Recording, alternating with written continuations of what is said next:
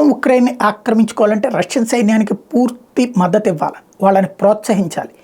Putin అదే పని చేస్తున్నాడు. గతంలో ఏదైతే బాక్ముత్ని స్వాధీనం చేసుకున్నటువంటి వ్యాగనార్ గ్రూప్ని ప్రశంసించి అవార్డులు రివార్డులు ప్రకటిస్తే ఆ ఉత్సాహంతో రష్యా సైన్యం మీద తీవ్రమైన ఆరోపణలు చేసి చివరికి వాళ్ళ చేతుల్లో చచ్చిపోయినటువంటి యాక్సిడెంట్లో చచ్చిపోయినటువంటి వ్యాగనార్ చీఫ్ తర్వాత రష్యన్ సైన్యానికి పూర్తి భరోసా వచ్చింది. పుతిన్ తమని నమ్ముతున్నాడన్న ధైర్యం వచ్చింది. అక్కడి నుంచి అటాక్ సీరియస్ చేశారు.